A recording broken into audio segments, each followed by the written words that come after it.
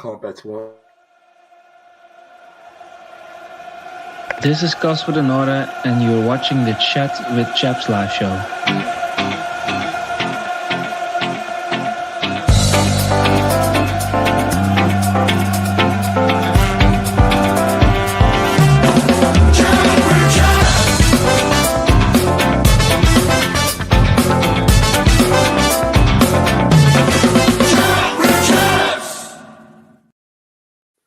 Good evening and welcome to the Chat with Chat Midweek live show. I'm your host, Joe Zampa, and today we've got a fantastic panel of guests here for you.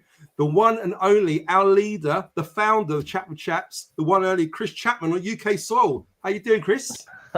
Tired. You just dropped in from somewhere, have you? Just dropped in. No, honestly, I haven't done one of these for a long time, and I know I get a bit of stick. So yeah, delighted to be on with you boys and to talk all things Millwall. And a lot's happened in the last 24 hours. All of a sudden, we had a lot of talking points, didn't we? Definitely, and we'll touch on those points in a moment or two. Underneath yourself, we've got the one and only Disco Steve. You got a bit of added hairspray in your hair there, Disco, tonight. You've been a bit of an effort, have you? No, I haven't. I've been rushing, to be honest, as you know. Sorry, boys. Bit of a lastminute.com. I was working on Chris's time zone, so I'm a little bit behind everybody, but I've managed to get here, and I'm really looking forward to tonight, guys. Good to see you, and good to. And you were on holiday, weren't you, Disco? Yeah, you were away, weren't you, in Italy? You got a bit of a suntan going on there.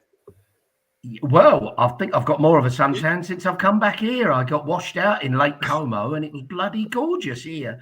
So just been sat out in the garden tonight. It's bloody roasting, even in Bolton. Unbelievable, unbelievable, Jack.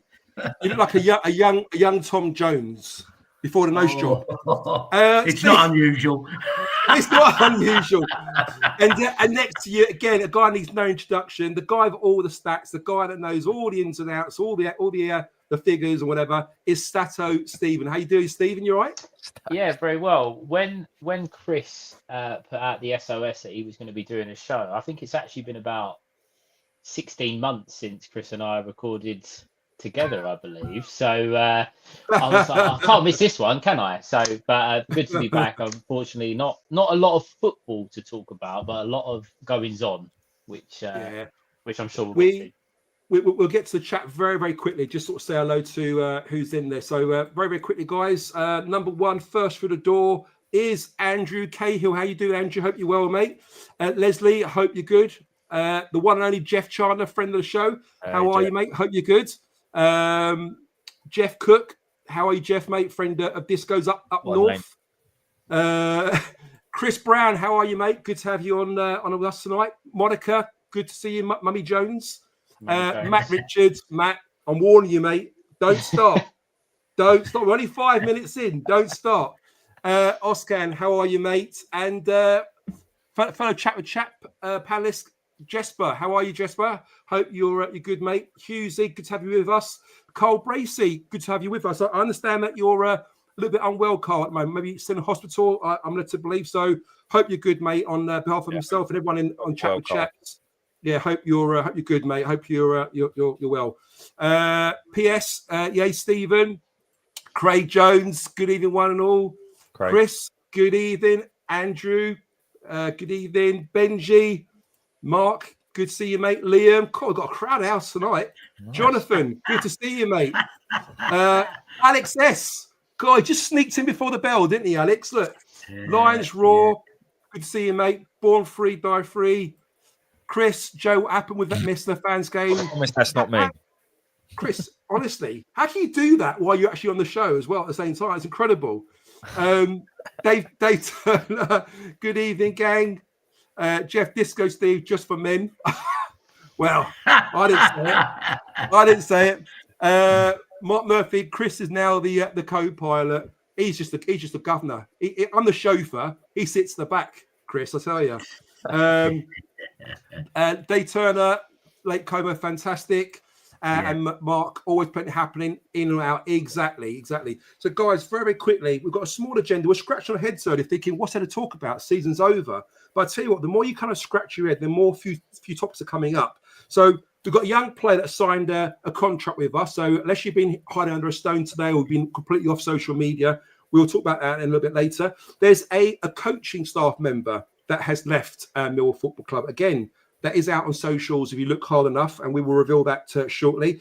Could there be a Millwall player off playing in Italy next season? Again, we'll touch on that a little bit later. We also want to talk about Lions Food Hub and the great work that Phil Clark has done in raising lots and lots of money for the Lions Food Hub.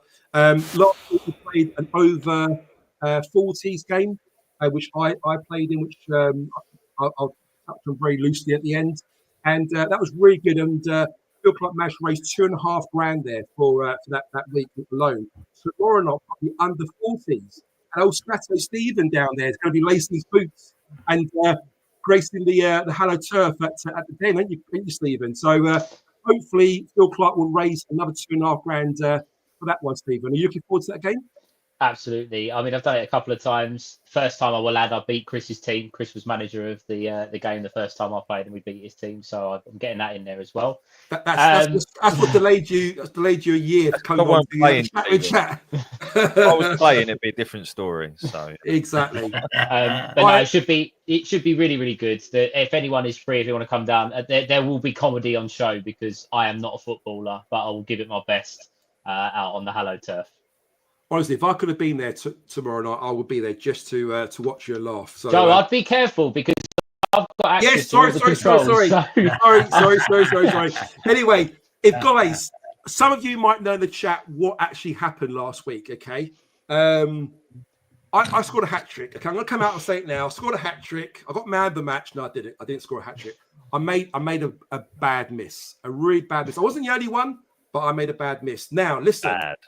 Chris, our leader, is going to tell you how many likes and how many subscribers we need to get to in this show before he reveals my bad miss. So if you want to see that miss, make sure you get the likes up, make sure you get the subscribes up as well, and all will be revealed. Chris also wants to touch on the exec lounge developments at the end of the show as well. So we'll talk about that in due course. So first of all, who wants to start off? RBW signs a long contract at Millwall Football Club. Anyone want to go first? No one? Go on, leader. We're all too polite. I'll jump in. I mean, I think it's fantastic news. It really, really is. And I can't lie. I'm not entirely sure when his contract was due to end anyway. But I think it's a real signal of intent that we've gone out and secured what is clearly a very strong young talent to the club for another 5 years. And I think, Stephen, you made this point earlier on in our group chat that it's rare that the club comes out and talks about how long the contract is. So the fact that they've done that, I think is fantastic business. Obviously, the biggest question in our mind would be, is there a release fee? And, is there, what is that release fee? But I think, just take the facts that we know. Superb young talent. I really like the fact that I think he'll feature a lot more next season, hopefully in that number 10 role, competing with Luke Cundall. So, yeah, fantastic business. And he seems very happy and settled here as well, which is can only help us moving forwards. So, yeah, all good, I think. Absolutely. Disco, what's your thoughts on Ray Spangura-Williams signing a long contract, we're led to believe? Yeah, look, I think I'd echo what Chris has said exactly there. One, great signing for us. Two, really good length of contract for the age that he is and the type of player that he is. Look, not only tying us into the club, but, as again, it's a bit, I don't really like doing this because we talk about a young player getting a long contract with us and then we talk about potentially selling him in the future. But look, that is the model now. If he does come to expectations that we all think he will, clearly having a 5-year contract only helps us in terms of giving us a lot of strength with that and a potential release clause, as Chris says, etc. The only disappointment I'd have is what a bloody choker to the end of the season. He gets an international call up, which is fantastic, and then we don't see him kick a ball again. Goes and gets bloody injured. So, and I think we protected him a little bit. He probably could have done some possible minutes, but it wasn't worth risking, which I understand. But yeah, that's the disappointment. We really could have seen him play some good minutes at the end of the season. But listen, what a great prospect for him to get a good pre-season in him with the first team and start, lots of games next season as hopefully a mainstay. Very exciting. Yeah. Excellent. Cheers, Disco. And Stephen, over to yourself. Obviously, we're led to believe the rumour is it's a 5-year contract. It's a lengthy contract. He's making a statement that he wants to be here long term. He's not planning on leaving anytime soon. What do you make of the news today, and how happy are you to hear that? I think it goes to show just what position the club are in. I think we've learned over the last couple of years, Fleming signed perhaps on the basis that we were a stepping stone for him to make the Premier League. Romain Esse signed a contract, but was insistent, or his agent was insistent on having a release clause. So there was potential that he could be taken away at any given moment. We don't know the finer details of Bangura Williams' contract, but we're saying to a young player, well, we want you to commit long term. We want to hold the cards. We don't want someone to come in and poach you. And Bangura Williams is happy to do that. I think for him it makes sense. He said in his little video that went out on Twitter that he's had a tough path and now he's found a home. He's found somewhere to settle and play his football. But Mill was saying we're not gonna just be that club that we were perhaps when Tim Cahill was at the club, when Everton just come in and cherry picked him, and when Morrison was sold and he was cherry picked. We're saying you want one of our players, and I'm sure we'll come on to another one when we talk about this. You're going to pay what the going rate is and some, and we're going to protect our assets and we're going to protect our football club. And I think overall it's a great move. It's great for the club. It's great for him, the fans. It's an exciting move. The retain list hasn't come out yet, and one of our young players has committed to the club for 5 years. So across the board, it ticks every box for me. Excellent. Before I go to Chris, I think one of the guys in the chat was just asking here when the retain list comes out. Stato, you got any idea, or Chris or Disco, when that's released? It should be fairly imminent. If you look around the Championship, clubs are starting to release it. Portsmouth did theirs today as an example. So, oh really? Norwich did as well. Yeah, so it's imminent, and it'd be really interesting. And actually, let's just maybe talk about that for a second. What players do we think that we don't know the outcome for at the moment, right? So if we just look at the list, I think it's clear that Duncan Watmore won't be here next season. I think that's clear. I think I would say that is also the same for Sean Hutchinson and Murray Wallace. That would be my guess. Let me know if you disagree. Yeah, I think the ones that are probably up in the air would be Joe Bryan, in terms of not confirmed, George Saville and George Honeyman. Possibly Liam Roberts. Would they be the four? Because I believe Liam Roberts is out of contract as well. The only other one is Danny McNamara. I don't really know what the situation is with him with his injury. Good point. There's a rumor that I think they're looking after him, aren't they? I don't know if that's confirmed or not, but I think he may get that extra contract, extra year.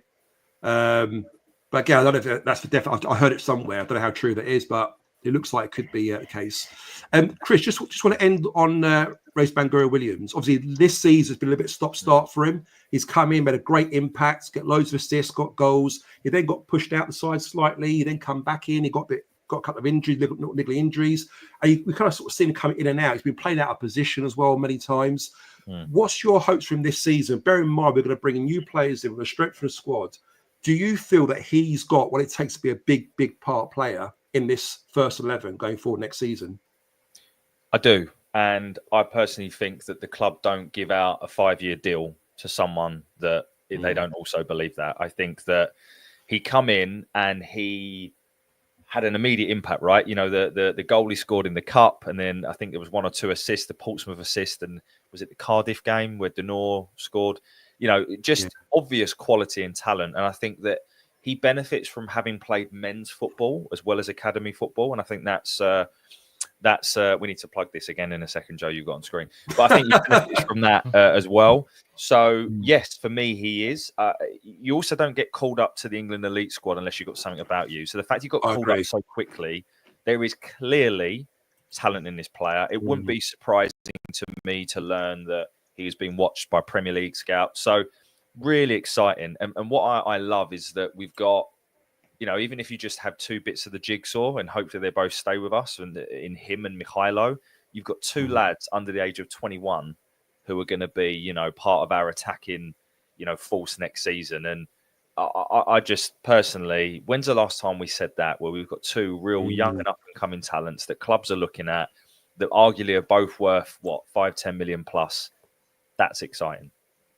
Yeah, no, I completely concur with what you're saying there. Disco, that moves us nicely over to a player that could be off to Italy. Again, rumours are out there on social media that Lazio are very, very keen to sign the services of Mihailo Ivanovic for next season.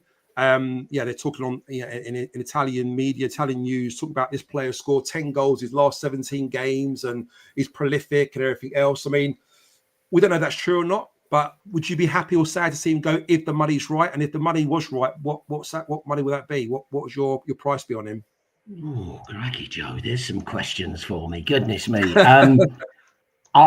Personally, first and foremost, I haven't got a clue, but I would imagine that's just paper talk right now. The Italian link isn't a huge surprise because who was he at previous to us? Was it Sampdoria? Sampdoria. Although Sampdoria, I don't know if he played. I don't know whether Chris or Stato knows any different, but I'm pretty sure. I think he did play, not a lot, but I think he did play one game. Was it against Napoli or something? He did have an appearance, but I don't think he pulled up any trees there. I mean, he would have been 18, 19, wouldn't he? You know, in a very tough introduction to Italian football. But there is a sensible link then that, hang on, he has been in Italy and he'll have been seen by certain agents and coaches, etc. I don't feel there's a lot of truth in that right now. I haven't got a clue, so I don't know. No, I absolutely wouldn't want him to go at the moment. I think another season with us would absolutely do him the world of good. And surprise, surprise, it would do us the world of good as well, because, you know, let's face it, if he can hit the ground running from day one, fit and even more improved player, if we're talking 20 plus goals, Jesus Christ, one, that's fantastic for us. And two, his value just goes through the roof. Absolutely. Yeah. I'll play your game. I'll play devil's advocate. I don't want to. How much? And it's terrible again, isn't it? That all we do is talk about money for our young prospects these days, but that's the new world. Yeah, of course. 10 wouldn't be enough for me right now. And I'm not, you know, he's still got a lot to prove. I know that. You'd have to be 15 plus for me to even consider. Otherwise, what is the point? Let's have him a season, 20 plus goals. He's going to rocket us up the league, but also rocket his value as well. Yeah. Jen, can I throw a little curveball question in just to get your opinion? And obviously, I know this is quite a drab comment, but you know we're discussing the two lads. If you had to sell one of Bangura Williams and Ivanovic, you know, we think about the model. We think about this model, right? And to be sustainable, it's probably one a year, right? Let's be honest. And you had to sell one. I'm not necessarily saying right this second. Maybe it's January, whatever, in the next 6 to 9 months. Who is it? Mihailo or Rees? I'm going to quote the friend of the show, Dan Marsh, a message he put in our WhatsApp group yesterday, it might have been, or today. Mihailo Ivanovic is a goal scorer. When was the last time that we could genuinely say we had a goal scorer on our books? They're impossible. They've seemed virtually impossible. Goal scorer, Joe. Sorry. Plural, Joe. That's strike one. That's strike one, by the way. How many likes have we had so far? Sorry, guys. Can you check everyone? I mean, I don't even know how to check it. I've said 75 likes and I've got no 29 I've got. I'm looking. Oh, good. Get liking, honestly, please. Just give it. I'll add 130. 30. I don't want. But sorry, carry on, Steve. Sorry, mate. If you take in this team, we have been crying out for a goal scorer for years. We've tried so many strikers.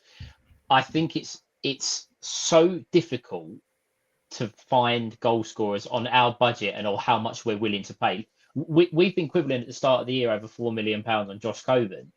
So, you know, and he's not a goal scorer necessarily, is he? And that's the sort of asking money that goes around for young strikers.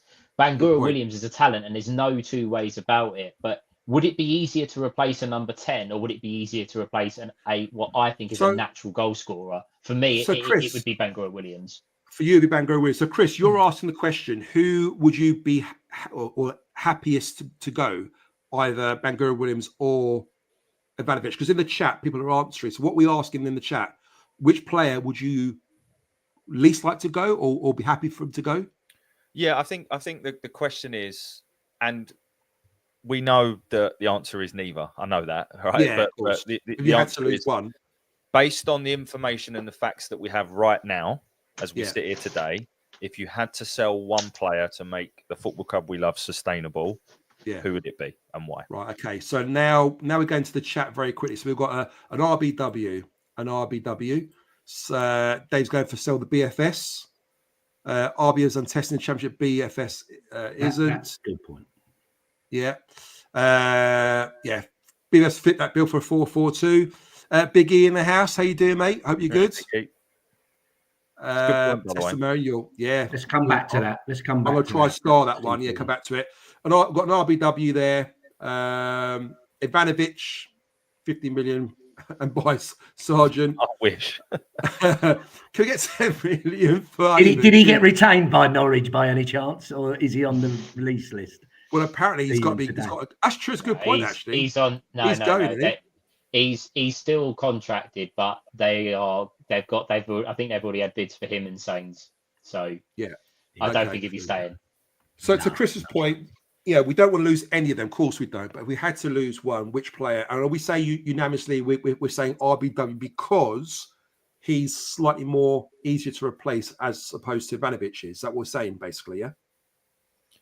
I also think that proven in the championship, Mihailo's numbers in the second half of the season speak for themselves. Now, it's no fault of Ray's that he was injured. So, but I also think Jeff has just summarised it really nice in the chat there. When's the last time we had a goal scorer? And don't get me wrong, I actually think Mihailo's overall game needs to improve. And I think a lot of people get blindsided by the amount of goals he scored. And I love that he does, and he's a goal scorer. And I cannot remember the last time we had one of those. But based on that alone, I'd keep Mihailo. Can I just on that, Chris, on that bit? I've been saying this for a little while, and I think there's a lot of people that do. Ivanovic is, and again, I'm not comparing the two, but if you watch Erling Haaland for Man City, he will barely touch the ball. He does nothing. He'll have one or two touches in a half, but they go in 1-0 up at half time, and he scores. If Mihailo does that for us, I don't think any of us, I don't think any of the listeners, nobody will care if he puts the ball in the back of the net. But if he's going to play as a lone striker, his overall game seriously does need to improve. He's got to have a lot of work on the training ground. You say that, Stephen, but even Haaland plays a lone striker. He doesn't really do a huge amount. And to your point, he does go very quiet in games and he does score. And Ivanovic does that quite often. You'll have a very, very quiet game. Sometimes you're thinking, what's he done? But he'll pop up with a header or a chance running and score something out of nothing, maybe. The difference is that Haaland's playing around players that will score a goal from nothing. We may recruit that, and we may get those players in that will be able to do that, and we may have them in Aziz and Negley, who also will actually be. I think they're both 23, so a young, exciting attackers. But if we're gonna ask Ivanovic to be the lone striker in the championship, his overall game needs to work. Like if he bags 20 goals and gets 3 touches a game next season, I don't think anyone's going to care. But there will be games where he may need to develop other parts of the game, which I think it's a fair comment. We've seen what he can do. He just needs to fine tune some of maybe the darker arts, the hold up play, that kind of thing, to really put himself in the shop window. Go on, Disco. Let's be honest. His hero Mitrovic didn't have quiet games, did he? Even if he didn't score, you knew he was on the pitch. He would. That's true. And it might be slightly different, but that's what you want to aim for. You get to that sort of anywhere near that sort of level. Crikey, we are talking multi millions.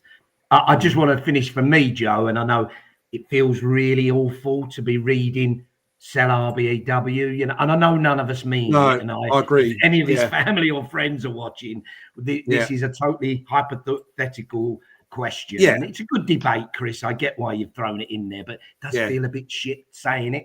But what I would say, what I would say is let's not forget what a pair they were in the few games they both played in, and the assists that RBW got look for at at the Luton Portsmouth and goal. Pompey. Bit more of that, please, too, next right? year. Whew. And Luton. And Luton. Yeah. Bit more of that, please. And we are in a great place. And we'll all be saying, you cannot, we'll all be born free, die free. Don't bloody sell him, no chance. You know, they are gold dust. Disco, you're absolutely spot on. Yeah, we do not want to part with our best players. Of course we don't, you know. And I think, Van Gora Williams is one of the best players to come out of our youth setup. I know he wasn't quite an academy player coming through, but still coming through the youth setup is incredible to see what he can do. And he's a big time player, and he will be playing in the Premier League in a few years' time. But luckily, he's got age on his side. There's no rush, and we don't want to lose him. But yeah, hypothetical question that Chris asked there: what's the player that's probably more easiest to replace? You look at Negley, we've got Aziz, we've got so many talented players coming through midfield. We haven't got anyone up front because apart from Ivanovic, Coburn ain't ours. Who else we got at the moment? And that's a great point, Chris. Yeah, enough said about him. But anyway, and the nice thing for RBW as well, when he mentions it, doesn't he, in his video, is Alex Neil's put trust in him. It's not like a previous manager. Alex Neil has put trust in him, so there'll be a bond now that RBW has a lot of trust in Alex Neil and vice versa. So yeah, I do see him as being a real important factor in our team next season. Yeah, and he's constantly building, isn't he? Alex Neil is constantly evolving players, developing players, and you see every single player, apart from Imarco at the moment, has become a better player, under his management. So I'm hoping for big things for next season. Guys, very quickly, again in the chat, if you want to watch my miss, Chris has put up there. He wants 75 likes and 5 new subs. How are we getting on, guys? How are we getting on with likes at the moment, and how many subs? Are we up on subs yet, Chris? While waiting, I think it's 76 likes and 6 subs. That's what I heard. That's what I'm sure. I've got 1 sub, so we probably one more sub, guys. No. If you haven't, it's in 1. We need 4 more. All right, okay, right. More. So, guys, listen. If you haven't subscribed yet to the channel, please subscribe. Please like. For many reasons. One, you get to see my miss, which I don't really want to see, but I will see it for the sake of you guys' enjoyment, and I'll suffer it. But also, it helps with the algorithms, it helps the show, it helps us build more momentum and capture a wider audience. And of course, everything we do with this channel, all the profits we make goes to Cancer Research UK. So you could do your bit just by liking and subscribe. So if you haven't subscribed yet, please subscribe to the channel. All you've got to do is go back to the YouTube channel, click on the subscribe. You can even click on the alert bell, and it'll give you notifications when we do put shows out or come live. So are we kind of finished off that Ivanovic topic? Are we ready to move on? Can I just add one more point on? Yeah, sorry, Joe. Just 2 things. First one is because I brought up the question, I feel like I should say this. Justify myself for saying it. Yeah, I actually think RBW has a higher ceiling in terms of potential and worth. So I just want to throw that out there as well, which contributes to my point. So if anyone is watching, it's a compliment. And then I think the second thing, just on the likes and subscribes there. So of course we shared that we'd raised over £8,000 for cancer research as part of the day, but I want to share that didn't include any of the money that we always talk about in terms of the subscribers and the advertising and the revenue that comes from advertising. From YouTube. So that hasn't included any of that. So in the next week or so, that will be added to the pot. And I am trying everything I can with your donations and also with a little bit of matching from the company I work with to get the final figure over 10,000. So wow, that'd be amazing. That's the aim, guys. So your likes and subscribes are all going to help contribute towards that. So thank you. Excellent. Cheers to that, Chris. And of course, we're all doing our bit, the listeners, the guys and the chat. But, I said it before, I don't mind embarrassing him. If it wasn't for Chris, we'd be nowhere near. We won't be even a tenth to that total because he's the guy that's kind of masterminding all this and kind of pushing this through. Okay, with help with other people. But again, Chris, plaudits to you, mate, and cheers for everything you've done. And hopefully we can hit that 10K total by by next sort of few weeks, a bit of luck. Okay, next topic. I don't know who wants to start us off on this one, but there's a member of our coaching staff that has left Millwall Football Club, and guys that are on half and other sort of outlets or social media things like that will probably read that or seen that already today. But a certain Andy Marshall, Chris, has left, and do we know much about it? Anything you've heard? Any rumours that you've seen flying around? Yeah, I mean, I again, I don't know if this is true or not, but I believe he's got a big commute, right. And I think that's played a role. I don't know Andy, but I also would imagine, the last year has really taken his toll, right? With how close he was with Matty, and just, having to bring in 2 new goalkeepers, starting afresh. The whole thing that happened with Liam Roberts, Lucas Jensen getting injured, coaching an 18-year-old to play in massive games. Like he is, it doesn't surprise me that he maybe just needs a bit of a break. So yeah, Andy Marshall is leaving the club. I don't know who they're going to bring in. But we'll have to see. But yeah, that's another void, isn't it? When you want consistency again, right? There's always something, isn't there? There's always a setback, isn't there? Exactly. Yeah, and that's the challenge, isn't it? Disco. You're building for next season, and every season, okay, we've had tragic losses in previous seasons, and just to lose players, lose coaching staff. I understand. I think one of the guys that mentioned here as well, I think someone in our recruitment team has followed Neil Harris over at Cambridge as well. So yeah, how big a dent is going to be to Mill's preparation for next season, or do you think they're going to be already have players or coaches in mind that's going to come in and step in and fill that void? I think first and foremost, I think it's his decision, isn't it? Is what the rumor is. That, as I say, it hasn't been officially come out, has it? I don't think, but it's his decision. And as Chris says, maybe he's got a commute, maybe personal circumstances has meant I either need a break or I've got another opportunity. I like the guy. I don't know him at all. I like the guy. He was very good for us as a keeper, wasn't he? And he seems to have done a really good job as coach. And as Chris absolutely rightly says, Jesus, what a challenging year he had. Might be totally irrelevant. Quite interesting. Last couple of away games, his wife and kids were there in the stand. And certainly somebody said to me that's Andy Marshall's wife and kids, and great for her to be in with the fans with the 3 kids as well. So look, whether that was all part of these are the last few games being part of Millwall. Again, we're going to come on to some others later. Probably the frustration is you don't get a chance to sort of properly say goodbye and thank you to these sort of good people, and he's one of them in my mind. Same with Hutchie and Muzzer. Yeah, well, I was going to, we might come on to that later. But the one thing I would say in terms of timing, it's actually, if you're going to do it, this is the right time, isn't it? So you're doing it now. We get somebody in, and there must be some top quality out there, you'd imagine, that we can get in, and Alex Neil will have some contact. There's a few guys here, Denzel, Fordy, these are all ex. Forget about Archer. I mean, he might be a great coach, but there are some still playing, so he can't do it. But, there are some. But you're right. There must be quality out there, and it's a good time for the full pre-season and the recruitment. Will they have an input? Whoever comes in, will they have an input on the recruitment, etc., etc. So, look, it's. I'd say good luck, Andy. You've done us proud, and if it's his decision, then you go with our blessing, sort of thing. Yeah. Stato Steve, anything you want to add to that? Anything you picked up on, heard? Any rumours? No, it was a bit of a shock actually. I come out and you never know really whether things are true or not. You sort of hear whispers, and there's always people that they're in the know type characters, but until it's officially confirmed, you sometimes have to take it with a pinch of salt. I think the big thing on for whoever comes in will be coming in. They've got an exciting under-21s goalkeeper to work with. We've seen glimpses of him in George Evans, so they'll be excited by that prospect. You got Jensen. Okay, he's injured until after Christmas, but he kept an awful lot of clean sheets last year. If you go back and actually, I know, Pete, there's questions on certain aspects, but he kept a lot of clean sheets. So you've got an exciting goalkeeper at a good age to be working with.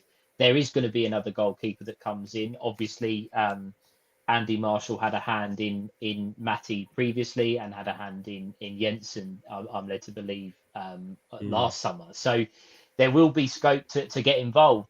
And it's also a good time to be joining Millwall. Well, I mean, we're fans, we're biased, we are going to say that, but the club is going in a really, really good direction. Andy Marshall knows that, and he's still willing to step away. So clearly there's something, not right for him or his family or commute, whatever it might be. So whoever takes that job will be joining us at a really, really good time. And you're going to get high quality candidates go for it. Would it be better to go with your David Fords? I think someone in the chat put Bart. I mean, that would be a fantastic appointment if that was something that he would be interested in, if he wanted to go down that route. But I don't think there'll be short of suitors and short of people putting their names in the hat at the moment. Stephen, I've just texted Fordy and asked him if he's coming back. So let you know. Let us know. Exclusive on the channel tonight. Will he think you mean to play or to coach? I mean, he did say to us, didn't he, Chris? When we interviewed him, he's got one more game to hit the target in it for. Was it the most capped goalkeeper for Millwall Football Club? And it was Brian King, wasn't it? Brian King. So he definitely would step up for a game just to beat that record, won't he? Guys, how are we doing on the likes? How are we doing on subscriptions? Chris, has that picked up at all? Otherwise, you're not going to get the goal otherwise, or the miss rather. I don't know what's happened here. Maybe someone said something that they didn't like, because that one subscriber that we grew, we've lost. So we're at flat. So if you unsubscribed and I saw a few comments that say, if I unsubscribe and resubscribe, please make sure you've resubscribed. Don't forget to resubscribe afterwards. Yeah. But so how many 52 likes? 52 likes. Okay, so we've got to get 75 likes. Yeah. So that's your group. So 75 and likes. I'll take 3 subs. All right, there you go. We're going to cut it down to 3 subs. Slow it down a little bit, Chris. I don't want to peak too soon. Okay, I'd rather not even show the video if you don't mind. Or alternatively, I'll just say I've got the video saved on my phone. If you want it, I'll just send it to you. Just drop me a message after the show, and I'll just pick it out. Yeah, cheers, that Steve. Let it go rival or viral. Ben Green's in the house. How you doing, Ben? I'm not sure if you're still there. Sorry about I missed your comment earlier. Hope you're good, mate. But yeah, obviously, we need to get 75 likes. We need to get 3 subscribes now. So if you haven't subscribed yet, please subscribe. If your missus in the front room watching, I don't know, some kind of program, whatever, just say, look, do us a favor, click on chat with chats, click on subscribe, and let's get the subscriptions up if you don't mind. Buy candy for her as well, right? Look at us. You know what I mean? Yeah, exactly. got Julio Iglesias down there as well. I'll put a bit more thingy in if you want. A bit more hairspray. Exactly. We'll get there. Guys, Lions Food Hub. Obviously, ongoing sort of work that Millwall Football Club are doing in regards to charity. The fans are doing a lot. And there's no one other than Phil Clark that's doing a lot at the moment, trying to raise money for charity. So he raised $2,500 last week for the over 40s game. He's hoping to raise another $2,500 tomorrow night for the under 40s game. So, Steve, what time's kick off tomorrow in case someone wants to come and watch you miss? I mean, score. That's strike 2, Joe. I will abandon all the likes and subscribes. I'll take a forfeit just to play that video if I have to. Okay. What time's kick off? 6:30 kickoff. I believe both teams are honouring John Berylson and Matty Sarkic, names with black armbands and things. So we're honouring both of those. But yes, 6:30 at the Den. As I say, there are some good players on show. There's also people like me that are obviously terrible, but you've got yourself fitting you, Stephen. Yeah, you're looking trim these days. Looking a bit sharp. I thought it was just for the beach, but apparently it's for the football tomorrow night, isn't it? Well, listen, Joe. If I score tomorrow, I thought it was for the missus. Yeah. No comment. Chris, you told me to get a slot on your show. I had to trim down. That's the message I got from you. Is that the requirement? That's what you said to me. Stephen, we only do eye candy on this show, mate. That's the camera. I'll take that. The camera adds £10 apparently, doesn't it? To correct, yeah, £10 roughly. Dave Turner says, "How about we all send a quid on the super chat to see the video?" So is there a way you can do that on YouTube? You can donate. Is that right? I think. You can, yeah. I mean, I would never ask people to do that, and you know the. But all the money goes to Cancer Research UK, though. Well, no, it doesn't, unfortunately. Ooh. So if you donate, by the way, anyone who donates, whether you do it via YouTube or the normal page, we appreciate. If you donate via Super Chat, a portion of it, I think it's about 30%, goes to YouTube. So if you are going to donate, please do it on the. I'll put it in the chat as well, by the way, just to bring it back up to the top of the page. So, but there we go. Okay, that's there. Where are we? Hang on. Oh, no, here we are. Oh, no. Hold on. It didn't copy correct. Oh, I thought you'd done a Stephen there with a funny old attachment. Oh, yeah. All right. That one? Strike three. On Joe's behalf. So guys, Joe's behalf, yeah. It's in the chat. There you go. Click on the link and that will take you through it. And that one's better, Joe. The last one here. There you go. Hang on. There you go. Perfect. Brilliant. There you go, guys. So click on that if you want to donate. Again, we want to get free subscriptions, 75 likes. Disco, how are we getting on the likes at the moment? Oh, sorry. It was 52. Let me refresh. For some reason, it doesn't lie. We've got one more sub. So we only need 2 to go. Hey, one more sub. What am I cheering 59, for? I shouldn't be cheering. Don't subscribe. Do not subscribe. Don't Wow. give us 2 more subscriptions. Wow. No, you can't. No, you can't have that, Chris. Don't subscribe. Well, if we get 2 more subscribers, my goal's going to go. It's reverse psychology. Everyone's going to see my miss. Get him off. Everyone's going to see my miss. I can't have that. Come on. Guys, while we're waiting, Chris, over to you. Sorry, Joe. Joe, just look at Harry's comment. Hey, He's Charlie. just put in there, Harry. How do you guys know Marshall has left? Can't see anything regarding this on the internet. Have looked everywhere. Plus, he only lives in Essex, so can't see the commute being that bad for him. So, no, you were.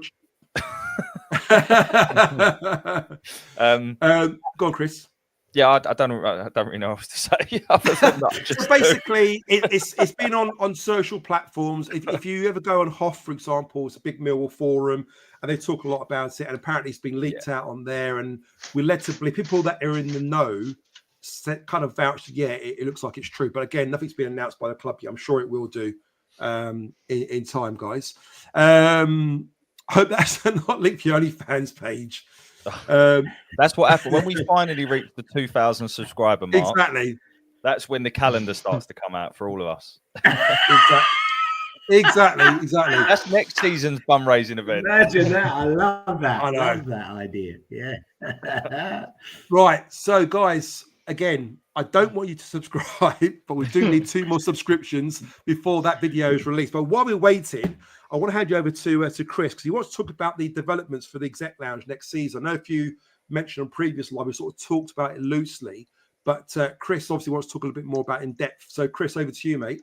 Yeah, and just before we do, we're just going to put a little teaser there. A little teaser. I had a little bit of a heart attack going on there. Don't do it. Was it green? Did I see a green kit? Was it the green kit? It was the green kit. It was the green kit I was wearing, exactly. Go on, Chris. Stuff. Joe Coburn. I just thought we could talk a bit about before we talk about the Brilliant. Shocking. That's brilliant. Before we talk about the exec stuff, maybe there's a couple of talking points that some guys posted in from Twitter or X that maybe we should just chat about, which is probably a little bit more exciting than talking about exec lounges, and maybe we cover that in another show. But so let's start with the one at the top there, Hughesy. So if Tanganga goes, we obviously need another centre back in, but what if he stays? Which is then our top priority position to strengthen, assuming a short-term solution to Jensen's injury. Do you know what? I'll reverse it. Joe, do you want to take that, mate? Because you're normally the facilitator. So what's your perspective on that, mate? So can you bring that up on the screen again? Sorry, so I can read it again. Yeah. So it says if Tanganga goes, we obviously need another centre back in. But if he stays, which is our top priority position to strengthen. So I can't see why Kramer can't fit in a fill-in for Tanganga. I mean, that's his natural position. He's done a great job towards the end of the season. We've got a Coley coming through the youth system. We've got Kamal Grant coming through, who's been out on loan too. Is it Bromley? I think it is.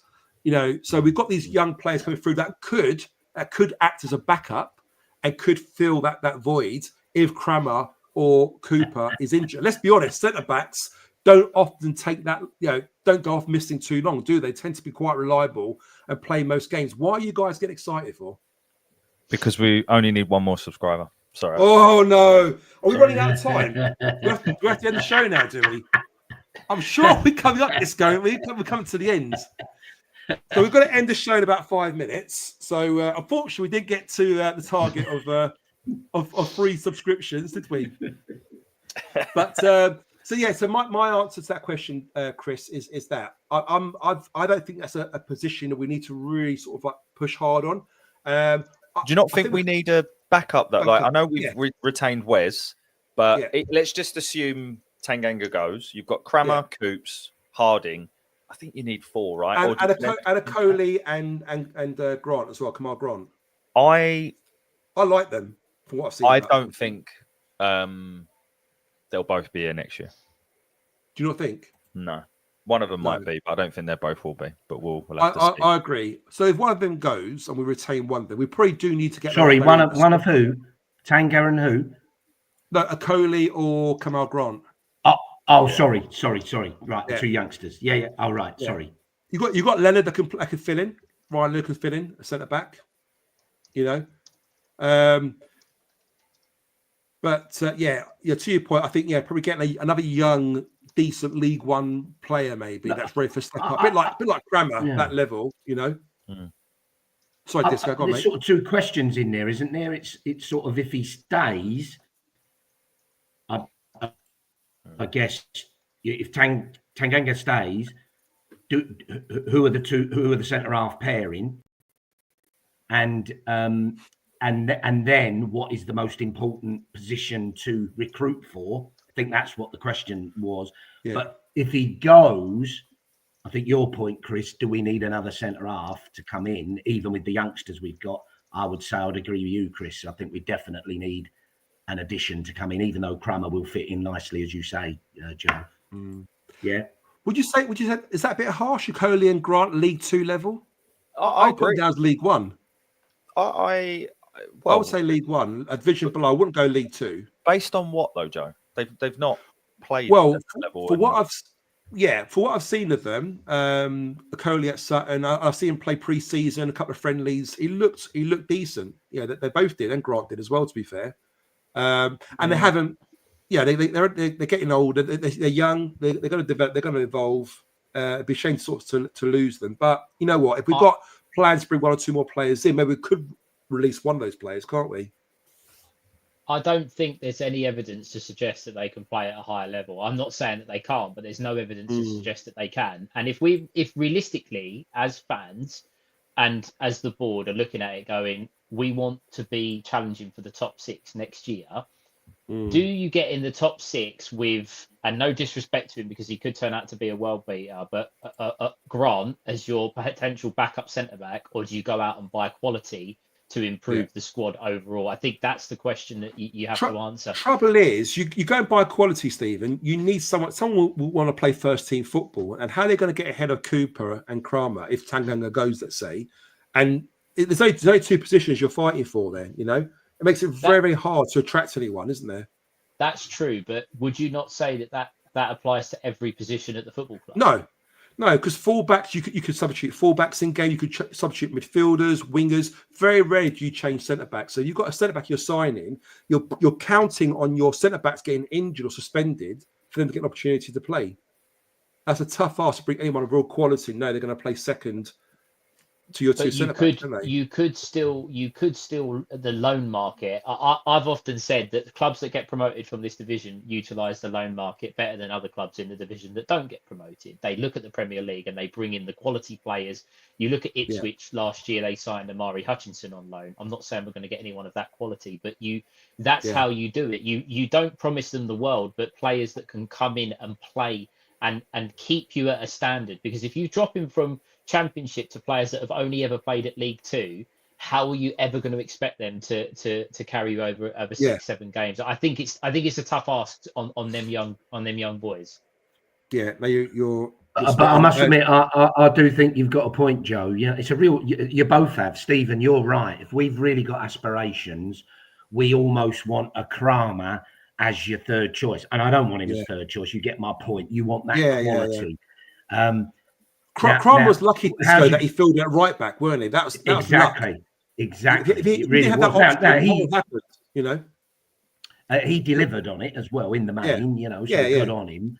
But you're right. How'd you get that? It's a real fight. It's a tough one. And your point, Stephen, of loans as well. Who's going to come in as a loan and play third fiddle? You know, it's not an easy one. So it might have to be a youngster. Well, look, it all boils down to, does Tanganga stay or not? Yeah. I'm in the 50-50 camp right now, and I know most of Saturday's gone. You know, I'm 50-50. I might be crazy, but I wouldn't be surprised either way. If he stays, going back to that question, what's the most important position for us to fill or recruit for? So go on, Chris, go on. So, two things. Number one, we've hit the subscriber amount. So we just get the likes. So whilst I make this point, do you want to check the likes? 5? Was it 5 subscribers? No, it's 3, mate. And you know, keep it going. Keep it going. What do you mean 3 in it? You can't move the goalpost, can you? 65. 10 to go. How much? 10 to go. 65. 10 likes to go. If you're not liked, give us a like, and we can finally see the miss of the season from Joe Kober, Zampa. So for me personally, this is all the shit I was getting Langstaff. It's all come back to haunt me now, isn't it? I know it has. Sorry, go on. It's what you deserve, mate. It's what you deserve. So for me personally, I think there are 3 areas that I really want to prioritize in the summer.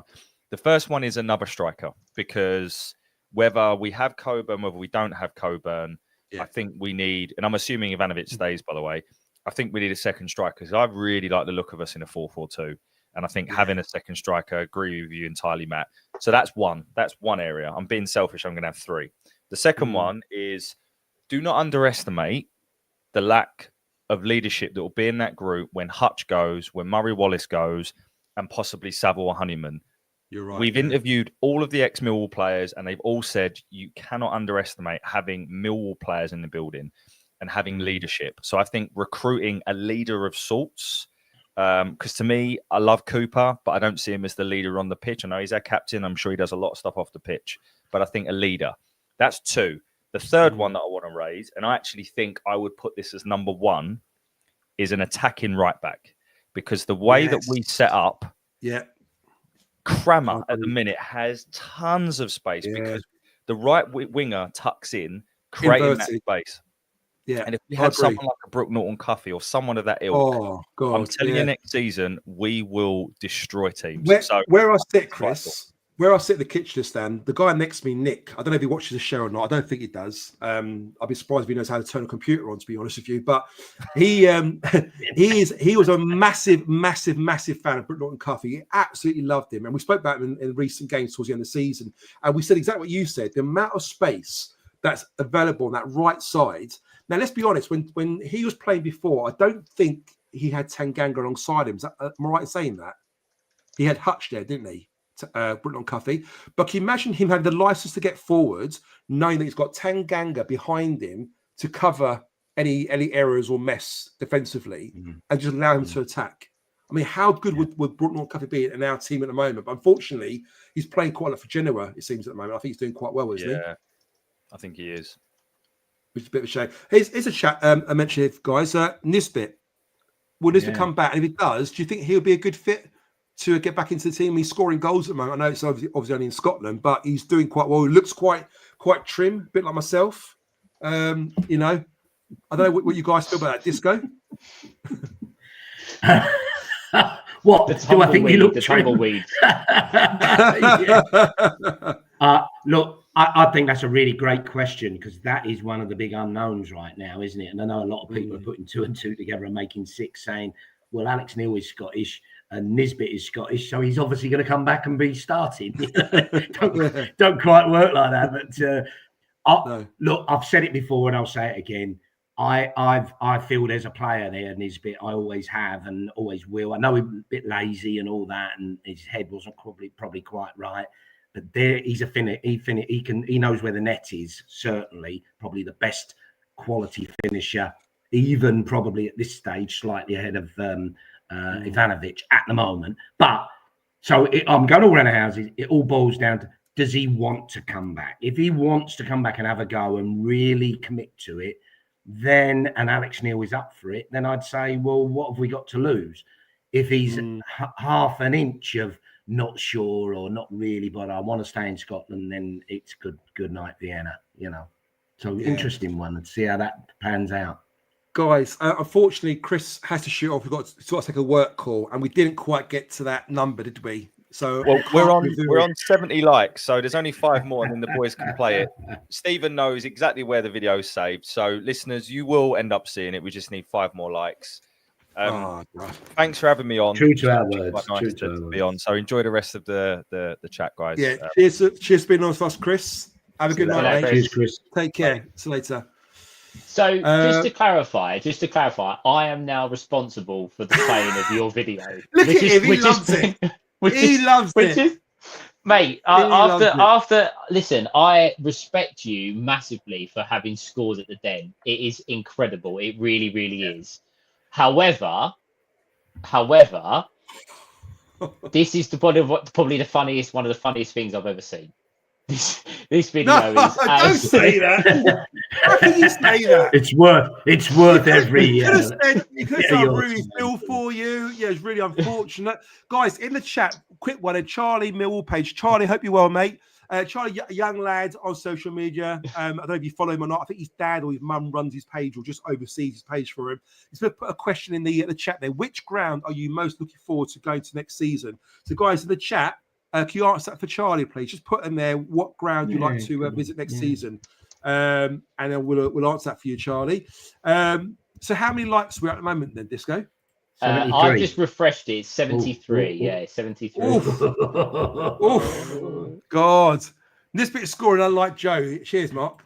To that question in from Charlie, the grounds. Unfortunately for me, it depends who comes up in the playoffs. There's only a maximum of 3 new grounds for me left in the Championship next year. So Wrexham is the one. I think everyone would be probably saying the same thing after the Ryan Reynolds circus. I think that would be one that's on everyone's list. I think one year. I think. Interesting.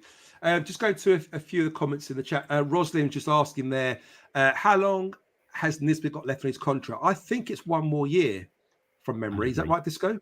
1 more year. Signed a 3, didn't he? I think. Yeah. I'm sure Stato knows the answer to that one. Stato. Yeah, it's 1 year. 1 year. There you go. 1 year. There's your answer, Rosalind. And would you keep him, Rosalind? That's a question for Rosalind. Would you keep him? Yeah, great shout. And also in the chat, would you keep Nisbet for next season? A very simple yes or no. Yes, keep him. No, you won't. It's be interesting to see what the chat says as well. Just flying through these comments. Obviously, there's quite a few in here at the moment. Grounds you like to go to? Birmingham. Mark says Wembley. Brisbane Road. West Ham in the Cup. There you go. Guys. We interrupt this broadcast to give you an important message. The likes counter has just hit 75. Oh my God. How many subscriptions we're at? Well, Chris said we'd done it. And a couple of my mates had actually messaged me and said that they'd subscribed as well. So we've definitely got 4. Chris dropped it to 3. So this is the premiere. God, here we go. Oh my God. Guys, I don't know if I can relive this again, to be fair. Joe,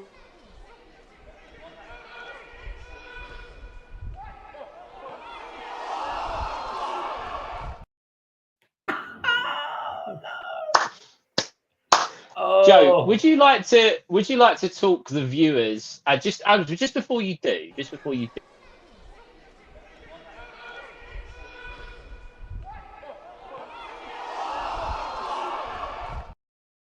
Fuck, it gets worse every time I see it.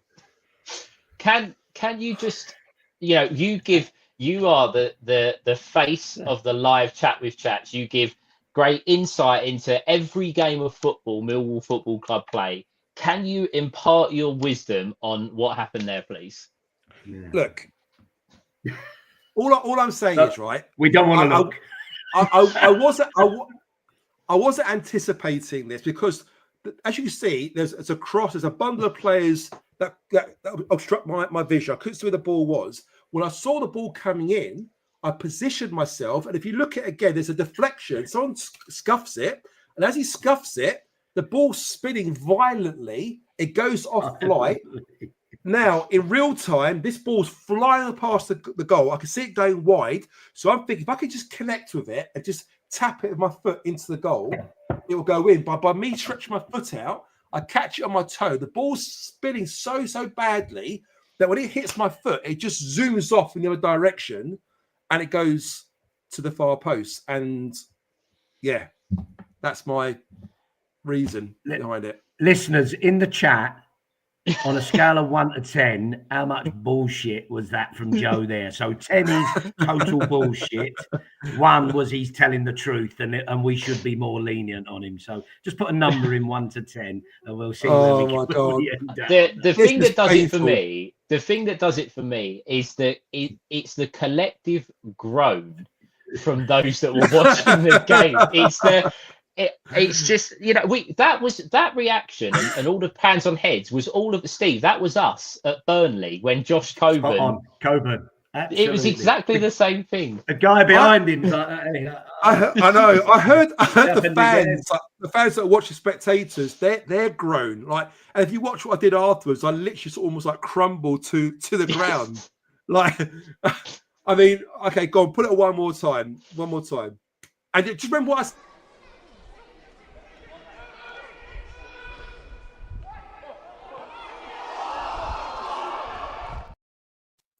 So there was a clear deflection. There was a clear deflection. There was right into your path. And literally on the goal line. I should point out that if this happens to me tomorrow, I will gracefully accept the amount of stick that I'm going to get because. I must admit, Joe, I've probably given it a bit over the last couple of days. So if it happens to me tomorrow, you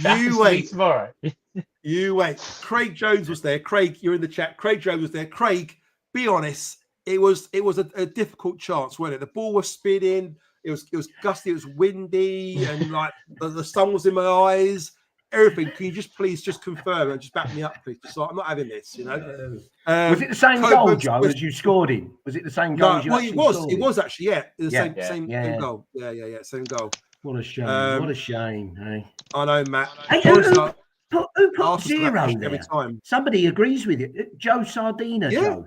Joe Sardina reckons you're 100% telling the truth with what happened. Really? 0. Unless he misheard the question, maybe. Can you put the question again? I'm trying to help you here, Joe. He's put 0. Ian, great cross by Luke. Absolutely. To quote a friend, look at he caught it too sweetly. That's what it was. I caught it too sweetly. The ball was spinning, and it just took off in the wrong direction. You know, sometimes it happens. Like I said, look what happened to Coburn. Look what happened to Reece Bangura Williams against Portsmouth when I was there away. And he had that chance there, and he missed it. And these are guys that are 100 million times better than I am. You know, if it happened to them, it could even happen to people as good as me. You know, and all I'm saying is, we need no excuses. It's honestly, it's the truth. What a load of bollocks! I can't believe no one's backing me here. What the hell is going on? I feel like we even Ross has gone for 11. What the hell? Joseph's on your side. Good on you, Joseph. Good on you, Joseph. Well done. Good name, Joseph, by the way. Great name.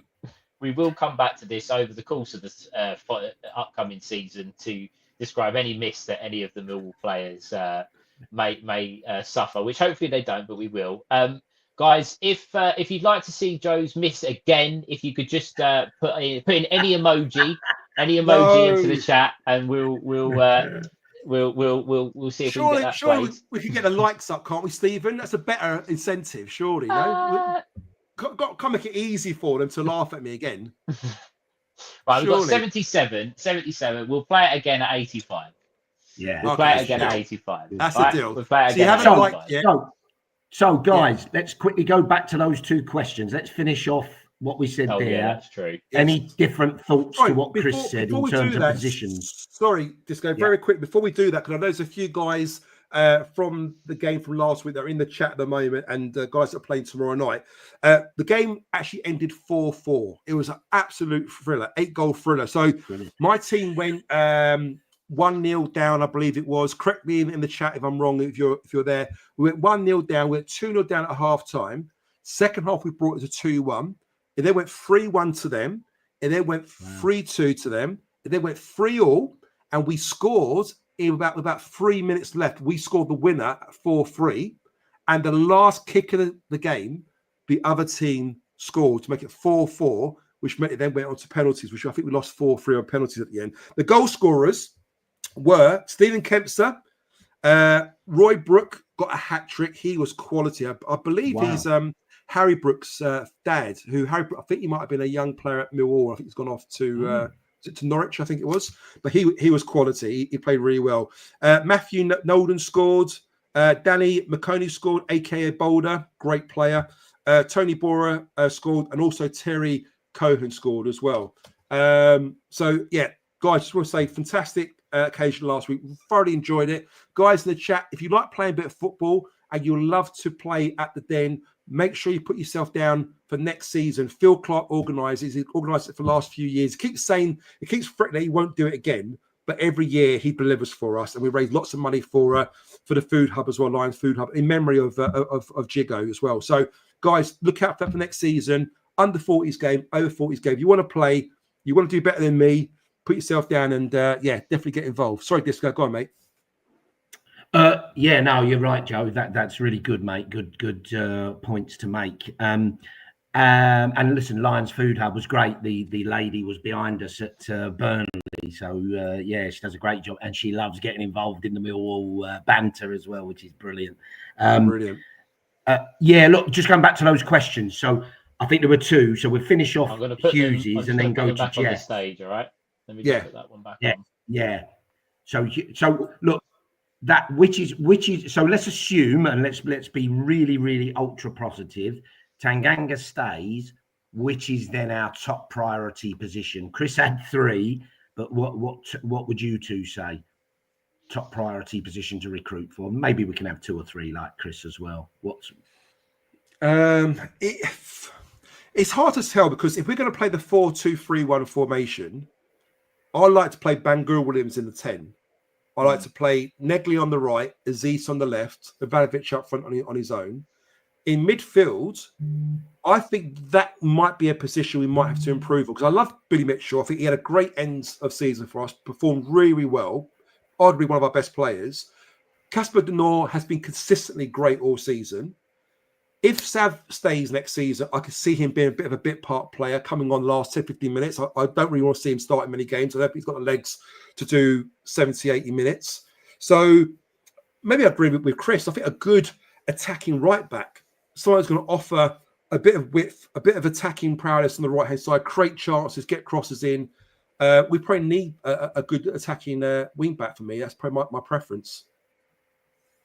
Yeah, I'm going to go a slightly different route. I'm going to go with an attacker with some express pace. I think we're not blessed with pace in this squad. We're not blessed with that. When Amaku's looking fit and on fire, he can take anybody on, but we don't see it enough. So I think we need someone up front or out wide that really can hurt players. You look at how many times do you look at opposition players and they run at fullback or they run at our fullbacks, and you think, I wish we had someone that could do that. So I'll go down that route. I think, I'm going to go with a second. I know Chris had 3. He asked for 1, but I'm going to say the goalkeeper position is really, really important, because I don't, as much as George Evans, perhaps, he'll get pre-season and he'll get some opportunity to play. Is it the right time to be putting that much faith on his shoulders going into next season? We know Jensen isn't going to be available for at least until Christmas. So I think they've really got to have a think about what the best way to go. Do they sign someone? Do they get them on loan? Is it a short term until Christmas and then Jensen's back? They're they're all key questions, but they've got to get that one right for me. Also, very, very quick one there, Chris Brown. No, after that miss, there was no way in hell they're going to take a penalty. Although I'd love to take one, but yeah, I think there are other people that were ahead of me in that queue, sadly. The thing is, back to sudden death, Joe. Yeah, exactly. So if Tanganga stays now, guys, where does that leave that right back position? Because Crammer will obviously fill that position at right back. And then do we still go out there and try and sign a right back? Because then where do we play Crammer? Would he think of Crammer as a permanent right back? I'm not sure. Well, look, we need a proper right. I agree. No matter what happened, we need a proper right back. Yeah. I'm sort of slightly. You're right, Stephen, on the keeper, and I would go with. I think the question said actually, assuming the keeper is a definite. But your point earlier, Stephen, if we've real aspirations to be sixth place, top six or better. We've really got to push the boat out in some key positions, and goalkeeper would be one of those. So to say, look, George Evans is good. I don't want to criticise the guy at all. He's done well at the end of the season and could probably do a job for us. With the greatest respect, we don't need that. We need real top quality. And actually somebody that when Jensen is fit, he's actually struggling to get back in the team because the guy is so good. Not easy, but that's where I feel we should be. So a right back, I would say. I sort of look. I agree with Chris. A striker. Will it be Coburn? Will it be another? And your point, Stephen, pace would be hugely welcome, without a doubt. I've sort of in my mind thinking we really need a creative midfielder, attacking the creative midfielder. But actually, RBW should probably fit that bill, shouldn't he? If he comes in as a 10. Well, you think so? Yeah, the club have made a big statement by offering a long contract. They seem being a big part of our team, our future, and you've got to play him. Yeah, he is the one player that it can unlock defenses. Yeah, his creativity, his ability to find a pass, and make something out of nothing. Yeah. I want to see him play. I want to see him starting, and I want to see Negley on the right. I want to see Aziz left. And I'm sure there'll be lots of opportunities for us to score goals next season. But I just feel that defensively at those right back positions, we definitely need that reinforcements. But I just can't see how it's going to work if Tanganga stays, because then where does Crammer go? Do you think tough. As well? Yeah. It's also dependent on what they do with the retained list. It's really difficult for us to. We all know the positions. We all know we need a right back. We all know that we're going to need a goalkeeper. We all know that we need perhaps another strong midfielder. But if we look at the retained, and you've also got to look at will players want to stay knowing that they are going to be bit part. Someone like Ryan Leonard, who has come back from an injury, I think it's great he's signed on, but he must know that the club will be looking for a right back. On that point, Stephen, last season I was surprised he played the amount of games he had played, because I thought he'd be a real kind of backup player. But towards the middle and the end, he was playing quite often. And being quite a forever player present for us. But then another year goes on, he'll be like, 35, 36 next season? Am I right in saying that? I'll double check that. If he does stay on, how is he going to be playing more than, 30, 40 games? I just can't see it happening. And I think we do need reinforcements on that side. He is 33 in 2 weeks. Right, okay. So he'll be going in 33. So in terms of his age, I think, as I say, getting him signed up, he can play in a number of positions. He knows the club. He's been there. He's also a player that fits the mold of. He got a lot of stick when he first joined. He's overcome that, and he's now a clear fan favourite.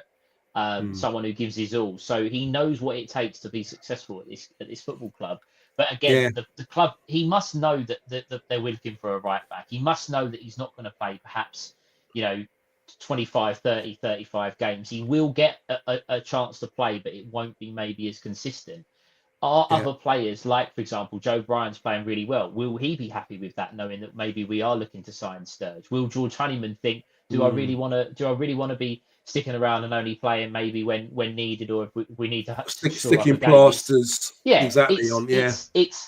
Once the retain list comes out, I think we'll have a lot more answers as to what positions, apart from the obvious, and then you'll really see what areas do they see as vital, and what areas will be, as you say, the plasters, the players that we can maybe fill in with a couple of maybe older experienced players. Good point. Disco, Dave Martin's comment here just said, would you take any Luton, Cardiff, Plymouth players over to you?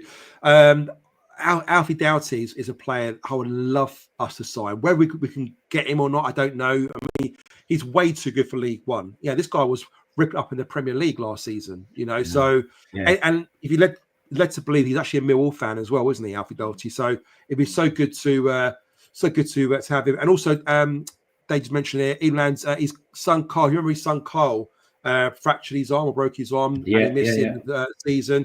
So he's back in training tomorrow with his new team, Cray Valley, in the Kent Youth League. So good stuff there, David. Please pass the best on to Kyle, and hope he has a really good season. Hopefully, fingers crossed, injury free this time.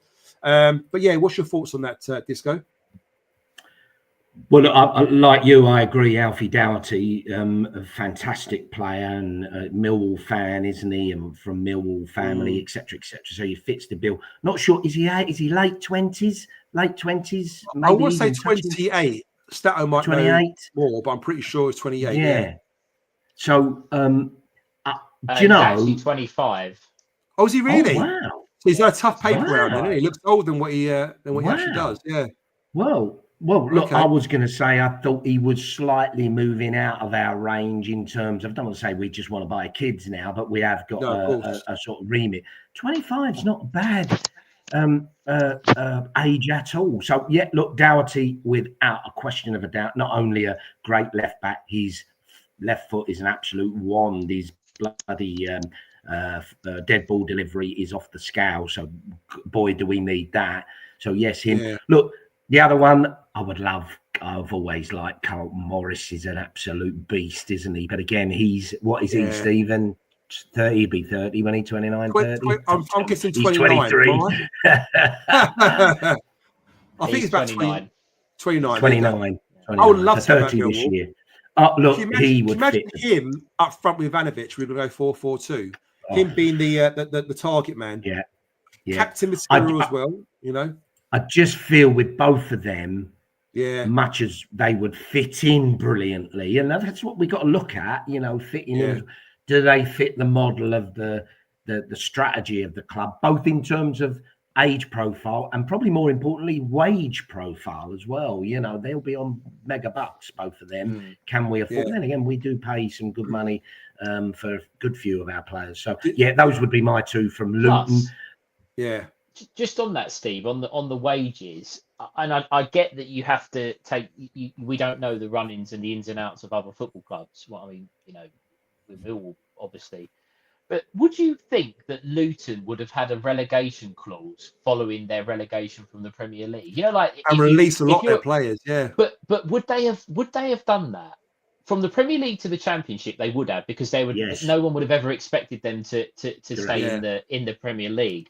But would they have thought to put in a clause that if they get relegated from the Championship to League One, that their players have to take another pay cut? I don't think they would. I don't think they would. I don't know. On contracts, I think they would. I'm not sure. Maybe you're right, actually, because you're right. They wouldn't expect them to go down to League One, would they? No. Going down to the Championship is one thing, but to go down two, so that might mean they have to sell them to free up the wages bill. Now that the Awful Gambler, very quick one. Chris was here early for the first hour. Unfortunately, you met him. He had a work call at 8:00, so he had to shoot off. So if you want to rewind to the beginning again, you can watch Chris on there. But apologies you missed him. Sorry, Stato. Sorry, mate. The issue with the signing Luton players is that they will still be on big money, and if they're under contract, they have no obligation. No Luton player has to leave the club. They can't. They're under contract. They don't have to go. It will be a case of that Luton would want to sell them and want to get them off the books, but our club's going to pay the wages that they have been at them. This is what I'm getting at. We look at Carlton Morris would be great. I think Adebayo would be great. I think Alfie Doherty would be great. But are they realistically in our budget? Even though they've been relegated, they still will be on quite big. They will still be on quite big money. Who's their right back for Luton? He's quite attacking, isn't he? I can't remember what his name is now, but he's decent as well. And we do need that kind of player, don't we, as well? You've got Real Walters and Daiki Hashioka. That's what Google's telling me. one's 20, one's 25.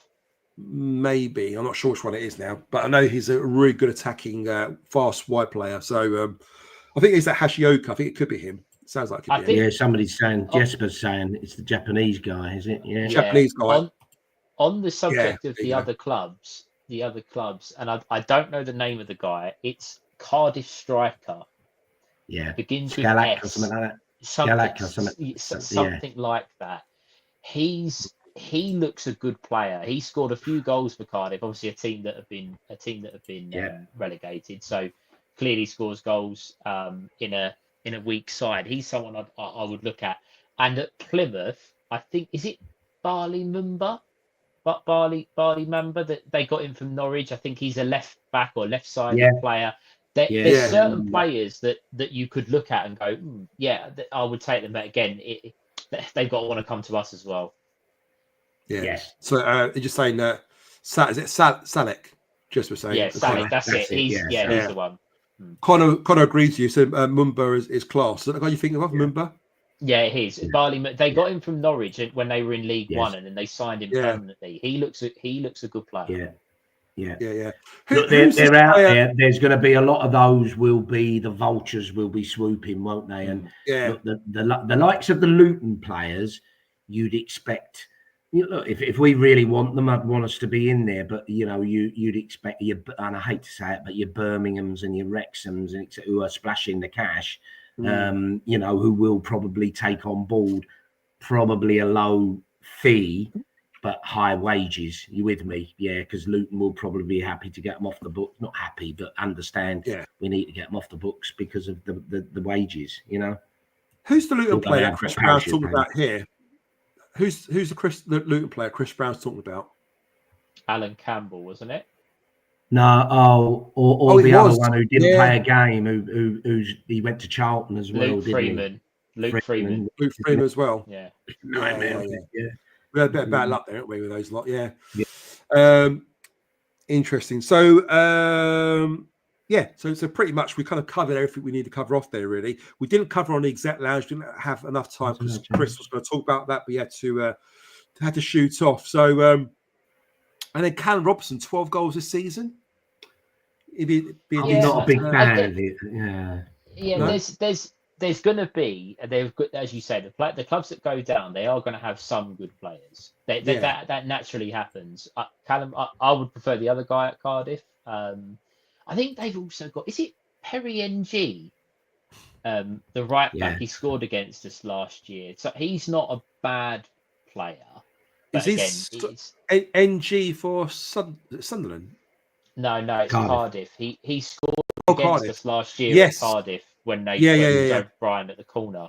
Good player, But this is going to happen. There's going to be all kinds of rumours, and as I say, once the retain list comes out, that's when it's going to start to really kick off for us. We're going to go right. We need this, and this, and you'll start to paint a picture. Jesper said here, Colwell, will you take him? Yeah, he's an interesting one. That's the blonde or the funny haircut lad, isn't it? Yeah, at Cardiff. He's good. Yeah. He was man of the match against us, wasn't he? Yeah, at their place. He is, I'm sure he's a local player. I don't know if he's on through the academy, so I'm not sure. Yeah, go back to Mumbo, Stato. Harry said he could play at left back and right back. Well, that's useful, isn't it? Again, someone, it's someone that's useful. They're the sort of players that we need. We're gonna look to, as I said earlier, focus on quality in key areas, but you are also going to need those what I call, and I do. It does bug me a little bit with us, but utility players that can fill in a number of positions to help with the budget. Yeah. That's the guy. Is it Mighty? Yeah, he's a bit of a beast. He must be getting on now, mustn't he? He's getting on, isn't he? Yeah. So, what was that other question, Joe? Jeff had a question after that one of Hughes's. What was that? Oh, yeah. Let me remove that one comment. There you go. So, do you think the club will definitely have a plan B in place if the worst happens and we accept the price and accept the price is right for Ivanovic? So I think we haven't got a plan B in place at the moment, but of course they will have to, wouldn't they? I mean, let's be honest. If he was to go, there's no rumours about release clauses, so it's a case of how much they're going to offer. Whatever the first offer is, we're going to turn it down for sure. So if it is between 15 plus million, then I like to think we could probably sign a couple of decent players from that. And again, it's our module at the moment, and I wouldn't want to turn down 50 million. Much as I love Ivanovic, I love him to stay. 50 million pounds. You see what we did with signing let go of Esse. We brought likes of Negley in, and a couple of players. We still got money to sort of spend on other players going forward as well, haven't we? So that 15 million pounds, I think, could be useful in the summer to sort of reinvest and bring more players in. I don't know what you guys feel about that, Stato. What's your thoughts? I don't personally think it's worth selling him unless it's silly money. And for me, 15 million isn't silly money because we've already seen that for Romain Esse. Yeah. So just very quick one, guy. I'm not going to say who it's from, but from a good source who's connected to Ivanovic. He's just told me that it's a little bit of not bullshit, but it's a bit of smoke. He hasn't been approached. There's no been approach made. It's all media talk in Italy at the moment. I'm not going to say who it is, but it's from a trusted source that it's not happening. It's just media, pushing things up. So it could be hype. But you never know. You never know. I don't think it will. Go on, Stephen. Sorry, you're right. Sometimes you need a match, don't you, Disco? You need a little strike, and that can fire something else. So who knows? But there's no offers or moves or attempt to offer made to Ivanovic. So it seems like it's all media chat at the moment anyway. So rest assured, he ain't going anywhere at the moment anyway. Let's be honest, right? At the top of the Premier League, the one thing that's holding Arsenal back is a goal scorer. They don't have one. The top teams in world football need a goal scorer. So that filters down to the next tier in the Championship. Everybody needs a goal scorer. We have one, in my opinion. We have a goal scorer. I don't think we sell him unless it is ridiculous money, in my opinion. If we did sell him, I think the club would be one of those. It would be like Esse, the transfer might go on for a week or two, and you'd be waiting for an update. In that time, they'd know what money they're likely to get and go out and have a replacement. So we would have a plan B. But to answer the initial question from Jeff, I don't think the club are thinking that this summer we're losing Ivanovic. So I don't think they're planning for it. I love Jesper. The old Keno's job. They have to have a plan B. Otherwise, what they're doing, it's their job. Yeah, I get that. I get that. But do you really think? Do you two really think that the club are preparing to lose Ivanovic this window? I don't think they are. No, I'm in that. No, 100%. I don't think that's in the plan. But I see what Jesper's saying, though. They surely have a listen. What if somebody comes in and does offer us our silly money, 15, 20 million plus 20 million? You couldn't turn down 20 million right now. People will say we could. I don't think we could. So they should have a plan B. And that plan B might be the type of player we want. I suppose it should be the actual names. But I'm with you, Stephen. I don't think that's on I don't think that's on our plan. That we're ready to sell him. I think they want him another year, and his money's going to escalate as well as helping us improve as a team as well. And also to Alex's point here, selling your best player is always a bad thing. Look at Coventry; they sold Gorkarez and Hamer, but reinvest the money and done really, really well. Key. And that is true. And it's sad as it will be seen, like Ivanovic leave or Bangor Williams leave. If the money's right, we can reinvest that money and buy 2 or 3 decent players. I think Negley, as long as he stays injury-free this season, is going to be a big, big, big player for us. Yeah, a massive player. 100%. And I can see him already thinking next season he could be looked by other big clubs, Premiership clubs or whatever, and that could be another 10, 50 million pound sale there. We keep doing that and reinvest that money and bringing these players on, for sort of 2 or 3 million pounds here and there from European football. Surely it's a good thing, in order for us to evolve as a club. Otherwise, I can't see us being sustainable and doing that. Otherwise, The only thing I would say, and I mentioned this in our group chat the other day, Joe, and that it's a great model, but it has to work and it has to pay off at the end of it. You have to achieve something with it. You can't just keep bringing in these players, selling them, making money, bringing in new players, and finish 8th. 8th is a good result for us this season, and I take nothing away from Alex Neil, but you can't keep failing to make the top 6, because if you do, you'll eventually end up like Preston almost this season. They were close to going. You just become stale in the Championship and you don't quite make it. So I do think that we do have to be a bit cautious with this. You know, you don't want to sell your players and miss out. You've got to get in there. Of course. And Dave, just on your comment there. So that guy on social, is it called Milos or Myros, what his name is, who claims to be a relative or uncle? He's not related to them at all. They don't know who he is. I think he's a fan, you know, back in Serbia. Mirdrog. Yeah. It's not him, David. Don't you worry. He's a lovely guy. I find his tweets very entertaining, and he's very passionate about Mill. He's very passionate about Mihailo, of course. But yeah, apparently he's not related to him or anything like that. So he won't know. Whatever he says on social media, just take it as a pinch of salt. Is my advice to you anyway. But yeah, Jeff said good shout, Harry, regarding is it Cipriano? His name is Cipriano. Peterborough, is he? Yeah. Peterborough player, isn't he? Yeah. And Mark's right. We should have a plan for every position at the moment. I think we really do need to. Alex Neil's the best manager for this module. No matter who we will sell, we will need 5 years with Neil. I agree. 100%. I mean, we spoke about in previous live shows, didn't we? The good work that he's been doing and what he's done for us is fantastic, you know. And just to get him to get a real summer under his belt, bringing his players, really work on the training pitch, getting those kind of tactics right for next season. I'm for one very, very excited. I really am, you know. Out of curiosity, who's going to Spain for the pre-season at La Murcia? Anyone in the chat going? A simple yes if you are. I went last season, and I'll tell you what, it was great. I missed the Forest game, but I saw the game against La Murcia, and it's just so good being out there in the hot weather, hot climate. You know, it's lovely. It's a real good experience seeing July, Joe. Is it end of July? Is it mid-July, end of July? Mid to late July from memory. Yeah. So somebody asked earlier, any friendly's been announced, and they're the only 2 so far, aren't they? Or exactly. They're doing a tour again. But if you get a chance, guys, definitely try and do it. It's well worth it. And yeah, you can get 2 games out there as well while you're out there, which is really good. Data, thanks, Joe. However, he did tweet when the BFS turned up at the den when we had no clue. Yeah, again, he would have some inside information, David. He would know a bit about what goes on from his connections in Serbia, but it isn't exactly through the BFS that makes any sense.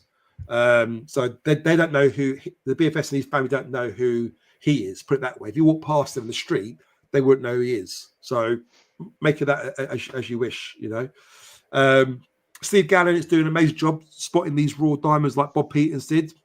Bob Pearson, bless him, who sadly passed away a few years ago. But you're right, Joseph. Bob Pearson, you know, you hear some stories from the players from the 90s and late 90s, early 2000s, and what he did for their careers, the way he brought them in, and the young players. Yeah, he was a real father figure to a lot of them, and a decent guy, Bob Pearson. And Steve Gallen, I'm not saying he's out there doing all the scouting, because obviously you've got scouts to do all that work for him, but he's overseeing it. He's overseeing the deals. You know, he's looking at players, getting final say on who we bring in. And yeah, he's been doing a cracking job, hasn't he, so far? Connor, Lionel Messi goals at the Den, 0. CRS 7 goals at Den, 0. Joe Zamora goals at Den, 1. Thank you very much, Connor. At least I got some love from someone in the chat here. Thank you very much. Great point. Connor, that is a fantastic point, but because I can at this point, we will see the great Joe Zamora.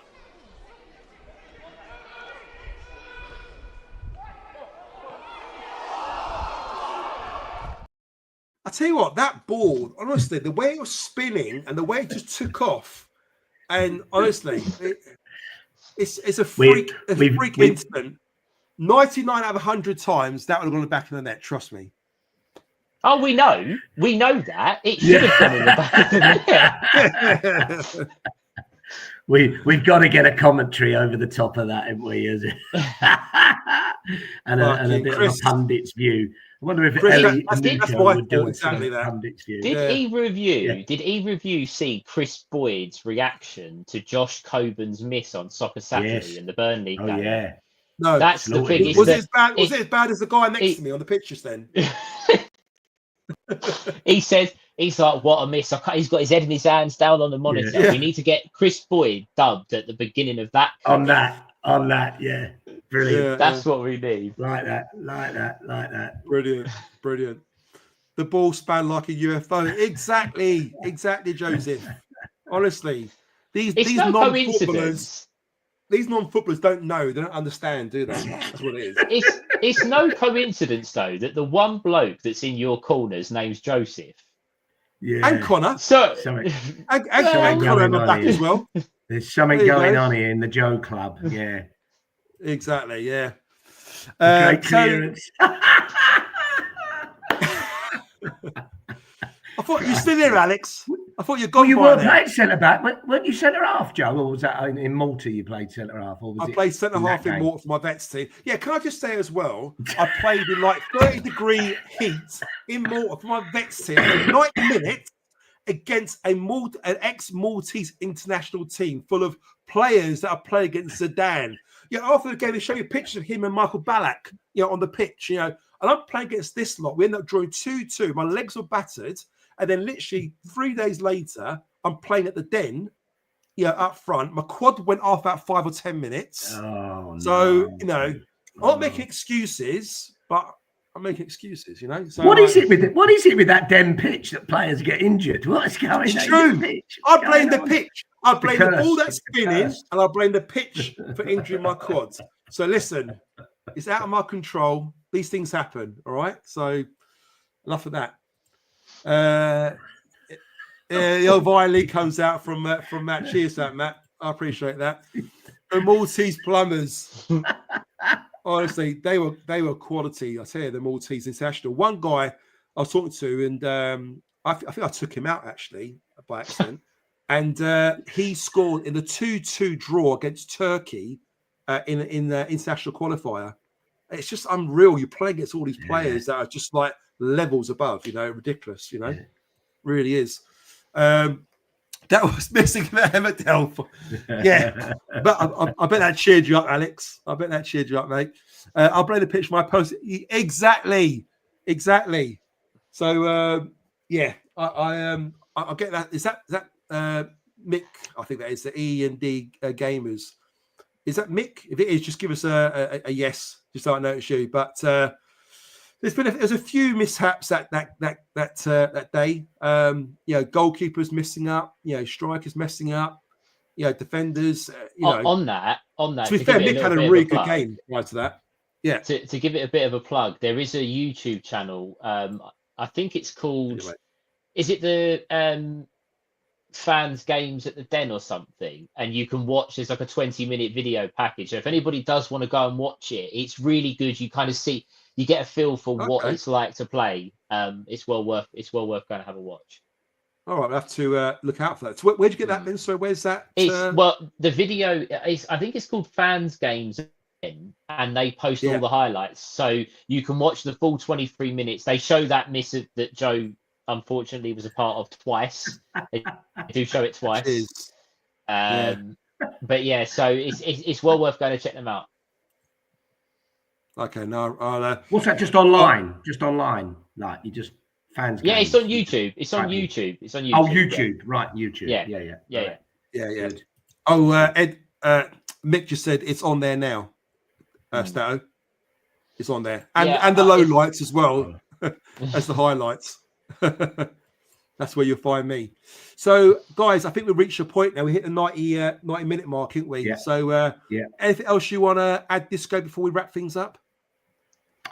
No, listen, good to be on. Thanks for all the listeners coming on and interacting with their questions and thoughts. It's great, isn't it? Maybe we can do not every week, but maybe a few of these through the quiet summer as we get more news and rumours. I think it's good when the guys can interact accordingly. But look, I think the summary for me is I wasn't on last week, listened because I was away and listened on the plane coming home. But like you said, Stephen, what a great occasion. Strange as it seems, the Burnley game was fantastic. I thought the atmosphere was immense. The whole build-up, the actual game, going 1-0 up was just off the scale, wasn't it? Then bloody disappointment of them, letting in an equaliser straight away and then obviously losing. But the fans were brilliant that day. It was one of the best atmospheres I've been in. It just fills you, as talking tonight does, the future for us right now is just fantastic. We're going to have challenges. It was interesting saying tonight that Andy Marshall is leaving, and that's another sort of step back in a way in terms of continuity in the club and all that. But probably not bad. If it's going to happen, this is the right time for it to happen. But wow, isn't it exciting right now? I mean, we're talking about, RBW just signing a 5-year contract. The how big Ivanovic is going to do next year. Negley, I'm still buzzing from seeing his game. I'm really excited about Negley. Yeah, agreed. Aziz, let's not forget, it's only his first season with us, was outstanding, and CDN getting stronger and stronger. Kramer coming into the team. Sturge potentially. Sturge possibly. Tanganga possibly staying. We are in a really, really good place. With a great manager as well. We'll be fighting next season. I like to think, especially with added additions to our team. Stato, before we come over to yourself, Big E posed a quick question in the chat. We'll go back to evening all. If it's been 10 years or not, we should give Hutchinson and Murray Wallace a testimony at the Den. Now, I think Murray Wallace, Stato, I'm sure you'll tell me if I'm right or wrong here. I'm pretty sure he's done about 7 or 8 years, whereas Hutchinson, I believe, done about 9. Am I right in saying that? 9. Hutchinson was the year before, so I think Hutchinson's on 9. I think Murray Wallace is on 8 because Murray Wallace was actually played against us in the playoff semi-final for Scunthorpe, and point. Hutchinson played for us that year, so Wallace joined after that. Yeah, absolutely. So there you go, Big E. There's the answer to your question. But on that, Joe and Big E, I would say that's one real disappointment is that those guys didn't get a proper sort of send off and a thank you from us. To be fair to the club, and just to kind of put it right, it'd be very difficult for them to announce them leave at the end of the season, because if they did that in the final game and give them a send-off from the fans, then they'll be asking, what about Sav? What about Honeyman? What about why are they not getting a send-off if they're going to be here or not next season? And it gives too much away. So I know it's very, very difficult for the club to give them the send-off without giving the others a send-off, because then they're going to be thinking the same thing. Where's my send-off? And by doing them and not doing those, are you then saying, well, they're staying next season and Hutch and Muzza are gone? So it's hard. It's hard. I just feel gutted for them because they're clearly not going to be here. Absolutely. And I'm sure the club will love nothing better more to give them a send-off, but it's very, very hard to do so when you're caught in that rock and a hard place, One more question we flagged up earlier as well was this one, Born Free, Die Free. So this question for the panel till the end. If we hadn't sold Fleming and Esse, and with the business we did in January, would we have made the playoffs rather than falling just short? I don't think we do the business that we did over the course of the year if we don't sell Fleming and Esse. So I think that question's too difficult to answer. If the money would have been available without selling them, then of course, but I just don't see a world where that would have happened personally. Yeah, good point. Good answer. I think that is a good point. I must admit, in hindsight, and it's only after now the season's finished, I really would have been interesting to see how Fleming would have fared in our team through the season, and with Alex Neil coming in.